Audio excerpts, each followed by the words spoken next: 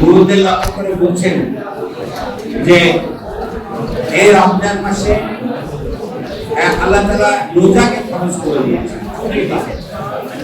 কুতিবা মানে কিতাব থেকে আসে, অর্থাৎ এটা আদেশ হয়ে গেছে, লিখিত আদেশ, তোমাদের জন্য রোজা ফরজ। কামা কুতিবা আলাল্লাযিনা মিন ক্বাবলিকুম অতীতের সমস্ত জাতির উপরে রোজাকে ফরজ যারা তোমাদের তাকওয়ার গুণ। আলহামদুলিল্লাহ আমরা সেই আল্লাহর ঘোষিত ফরজিয়াত পূজা পালন করে আজকে এখানে উপস্থিত হয়েছি। রোজা কোরআনের একটি নামাজ, রোজা, হজ, যাকাত সহ আরো বিভিন্ন বিধিবিধান দিয়ে আল্লাহ রাব্বুল আলামিন এই কোরআনকে আমাদের সামনে নাযিল করেছেন।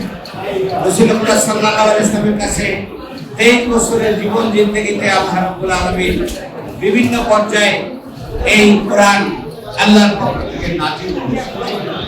এই কোরআনে আল্লাহর হুকুম আছে করা, কিছু হুকুম আছে না করা। এই কোরআন কারীমে আল্লাহ রাব্বুল আলামিন মৌলিক কনসেপ্ট আমাদের দিয়েছেন, সেটাকে আকীদা, বিশ্বাস যেগুলো আছে সেগুলো নাযিল করা হয়েছে। বিদায় হজের দিনে আল্লাহ তাআলা নাযিল করেছেন আজকের সেই দিন, আকমালতু লাকুম দীনাকুম, তোমাদের দিনকে পুরা করে দিলাম। ওয়া আতমামতু আলাইকুম নি'মাতি, এবং তোমাদের একটা নিয়ামতকে পূর্ণতা দান করলাম। রাদিতু লাকুমুল ইসলাম দীনান, এবং এই দিন ইসলামকে, পূর্ণ দিন ইসলামকে আমার দিন হিসেবে মনোনীত করে দিলাম।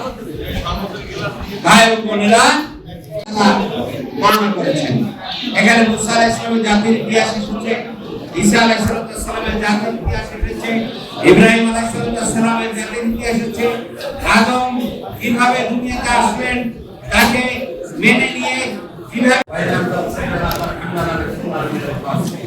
ربنا آتنا في الدنيا حسنة وفي الآخرة حسنة وقنا عذاب النار আমাদের প্রতিদিন আল্লাহ জীবন জিন্দেগিতে পুরোটা সময় আমার দিনের উপরে চলার তৌফিক দান, আমাদের দেশে শান্তি সমৃদ্ধি দান করেন। ربنا تقبل منا إنك أنت السميع العليم وتب علينا إنك أنت التواب الرحيم صلى الله تعالى على خير خلقه محمد وعلى آله وصحبه أجمعين وجعل آخر كلامنا لا إله إلا الله